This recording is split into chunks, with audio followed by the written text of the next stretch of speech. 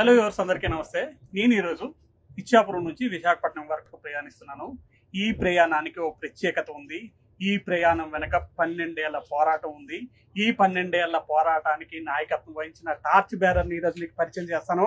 Congratulation torch bearer. 12 ఏళ్ల పోరాటం ఆ రోజు నాకు గుర్తుంది, ఈ రోజు నాకు గుర్తుంది. ఆ క్వశ్చన్లు అడిగే ముందు రైల్వే జోన్ నిన్న తిరిగే రైలే ఈ రోజు తిరుగుతుంది. మీలాంటి వాళ్ళకి అర్థమవుతుంది, కానీ సామాన్యులకి అర్థం అవ్వాలంటే రైల్వే జోన్ అంటే ఏమిటి? రైల్వే జోన్ ఇది 18వ రైల్వే జోన్ దేశంలో క్రియేట్ అయింది, south Coast railway zone. First of all చేసుకోవాలంటే రైల్వే జోన్ ఒక ఆత్మ గౌరవానికి సంబంధించిన అంశంగా కూడా భావించవచ్చు. చాలా దగ్గర ఒక ప్రాంతానికి, ఒక రాష్ట్రానికి సంబంధించి కొన్ని జోన్స్ క్రియేట్ అయ్యాయి. ఆ జోన్స్ క్రియేట్ అయినందువలన లోకల్ పాపులేషన్ లో, అక్కడ స్థానికంగా ఉండే ప్రజల్లో ఒక ఆత్మవిశ్వాసం పెరుగుతుంది. మాకంటూ ఒక రైల్వే జోన్ ఉంది, మేము ఒక ఉద్యోగం సాధించాలనంటే మా ప్రాంతంలో మేము పనిచేసుకోవచ్చు. మా ప్రాంతంలో కూర్చున్న వ్యక్తులు, ఎక్కడ అధికారులు, వీళ్ళు మా పరిస్థితులు అర్థం చేసుకొని చేసుకుంటారు. లేకపోతే వేరే ప్రాంతాలకు ఎక్కడికో వెళ్తే డైల్యూట్ అయిపోతాయి సమస్యలు అన్నటువంటి ఉదాహరణలు చాలా ఉన్నాయి. కాబట్టి ఇప్పుడు కొత్తగా రైల్వే జోన్ మన రాష్ట్రానికి క్రియేట్ అయ్యి వచ్చింది కాబట్టి ప్రజల్లో ఆత్మవిశ్వాసం పెరిగింది రైల్వేస్ పరంగా. ఎందుకంటే సమస్యలు చాలా ఉండొచ్చు, కానీ పరిష్కరించుకోవాలనంటే సాధారణంగా అధికారం ఉండాలి. ఆ అధికారం ఈ రోజు మనకు వచ్చిందని నేను నమ్ముతున్నాను. మన విశాఖపట్నంలోనే హెడ్ క్వార్టర్స్ ఉండడం, జిఎం మనకు అందుబాటులో ఉంటారు, డిఆర్ఎం మనకు అందుబాటులో ఉంటారు. గతంలో నేను ఇచ్చాపురం సమస్య అంటే భువనేశ్వర్ పరిగెట్టాలి, అక్కడ అధికారులతో మాట్లాడాలి. అక్కడ వాళ్ళకందరికీ చాలా ప్రయారిటీస్ ఉండొచ్చు. మన వరకు వచ్చినప్పటికీ నిధులు ఉంటాయో లేదో తెలియదు, ఆ ప్రాధాన్యత ఉంటుందో లేదో తెలియదు. కానీ ఇక్కడ మన ప్రాంతంలో ఉన్నారు కాబట్టి మనం బల్లగుద్ది అయినా సరే మాకు ఇది చేయాలనేటటువంటి రామ్మోహన్ రెడ్డి గారు అన్నట్టే, రామ్మోహన్ రెడ్డి గారి చేతులు ఇప్పుడు వనరులు అందుబాటులో ఉన్నాయి, అధికారులు అందుబాటులో ఉన్నారు. రేపటి నుంచి ఈ కార్యాచరణ విజయవంతమైన నేపథ్యంలో రేపటి నుంచి మీ ఆలోచన ఎలా ఉండబోతుంది? రేపటి నుంచి ఏవైతే గత 20-30 సంవత్సరాల నుంచి కొన్ని ప్రయారిటీ డిమాండ్స్ ఉన్నాయి, శ్రీకాకుళం జిల్లా వరకు మెయిన్ గా ఫోకస్ చేసి చెప్పాలనంటే కొత్తగా ట్రైన్స్ మనం ఎస్టాబ్లిష్ చేయాలి. శ్రీకాకుళం జిల్లా అనేది జిల్లా జాగ్రఫికల్ గా ఎక్కడున్నా వ్యక్తుల పరంగా చూసుకుంటే ప్రపంచమంతా శ్రీకాకుళం జిల్లానే. ఏ ప్రాంతం వెళ్ళినా శ్రీకాకుళం కాలనీ ఒకటి ఉంది. సో దానికి కనెక్టివిటీ చాలా మేజర్ గా ఇంపార్టెంట్. ఏ పండగ అయినా సరే ఎక్కువ మంది మళ్ళీ తిరిగి వచ్చేటప్పుడు వాళ్ళు ఎక్కువగా ప్రధానంగా చెప్పే సమస్య ఏంటంటే కనెక్టివిటీ సరిగ్గా లేదు, మేము 2-3 స్టేషన్లు మారి 2-3 ట్రైన్లు మారి మేము ఇక్కడికి రావాల్సి వస్తుంది. సో అలాంటి కనెక్టివిటీ ఏదైతే మేజర్ డెస్టినేషన్స్ ఇక్కడ శ్రీకాకుళంతో కనెక్ట్ అయిన ఉన్నాయో వాళ్ళకి డైరెక్ట్ యాక్సెస్, ఇక్కడ ఎక్కితే అక్కడ ఆ డెస్టినేషన్ లో దిగే విధంగా మనం ట్రైన్స్ ఇచ్చేసుకోవాలి. గతంలో జోన్ లేదు కాబట్టి ఆ డిమాండ్స్ ఎంత పుష్ చేసినా సరే ఆ ప్రయారిటీ ఉండేది కాదు. ఇప్పుడు జోన్ సాధించాం కాబట్టి రేపటి నుంచి ఫస్ట్ ప్రయారిటీ, ఫస్ట్ ఫోకస్ మన జిల్లాలో మన ట్రైన్స్ మనం స్టార్ట్ చేసుకునే విధంగా చేయాలి. దానికి ఆల్రెడీ ఒక పునాది మనం వేసుకున్నాం. Srikakulam to Tirupati train start చేసాం. అది 70% ఈ రోజు ఆక్యుపెన్సీ, అంటే ఒక రికార్డ్ సక్సెస్ అది. సో 70% దీంతో ఆక్యుపెన్సీతో వెళ్తుంది. అలా హైదరాబాద్ గానీ, అమరావతికి గానీ, ఢిల్లీకి గానీ, గుజరాత్ గానీ ఇలా కొన్ని ప్రాంతాలకి ఈ ప్రాంతం నుంచి కనెక్ట్ చేయాల్సిన అవకాశం ఉంది. దాని మీద మేము దృష్టి పెడతాం. ప్రధాని మోడీ రామ్మోహన్ నాయుడిని పౌర విమానయాన శాఖ అభివృద్ధి చేయమని చెప్పారు. ఆల్రెడీ వరల్డ్ లో టాప్ 3లో నిలబెట్టేశారు. దానికంత ఇంపార్టెన్స్ ఇచ్చారు, అంత ఈక్వల్ ఇంపార్టెన్స్ ఉత్తరాంధ్రలో రైల్వే అభివృద్ధికి ఇచ్చారు. రైల్వే అంటే రామ్మోహన్ నాయుడికి ఎందుకు అంత మోజు?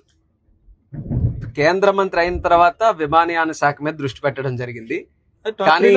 కానీ రైల్వేకి సంబంధించనంటే ఇది పార్లమెంట్ సభ్యుడు అయిన నుంచి నేను కనెక్ట్ అయి ఉన్నాను రైల్వేకి.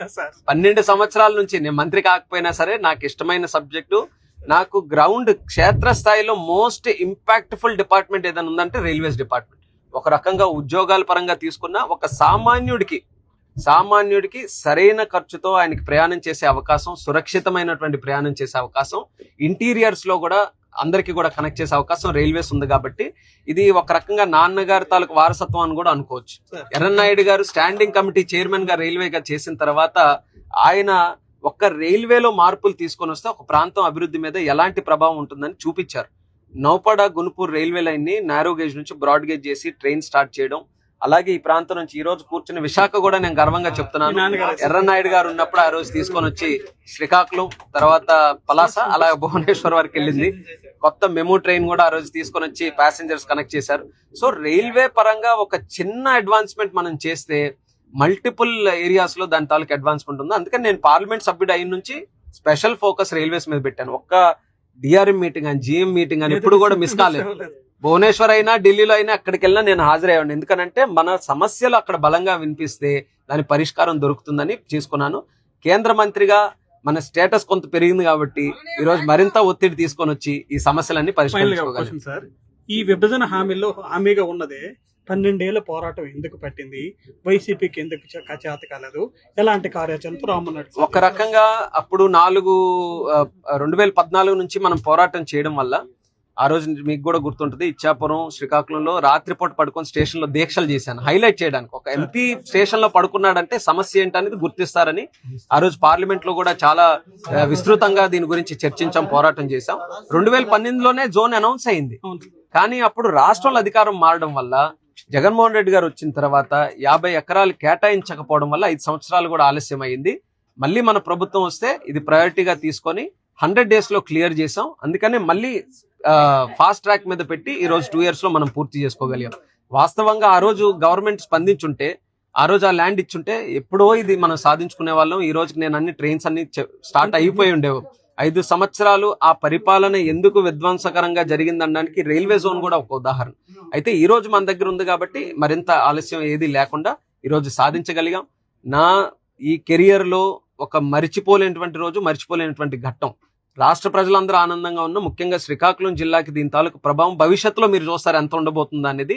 సో ప్రత్యేకంగా మోదీ గారికి, అశ్విని వైష్ణవ్ గారికి, అలాగే ముఖ్యమంత్రి వర్యులు చంద్రబాబు నాయుడు గారు, పవన్ కళ్యాణ్ గారికి, మా ప్రాంతవాసుల తరపున అందరి తరపున ధన్యవాదాలు.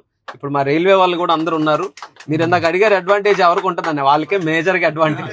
వాళ్ళు ఇక్కడ జాయిన్ అయ్యి ఎక్కడెక్కడో తిరిగి పనిచేస్తున్నారు. ఈ రోజు ఆంధ్రాలో జాయిన్ అయ్యి ఆంధ్రాలో పనిచేసే అవకాశం మా అధికారులకు వచ్చింది. Thank you.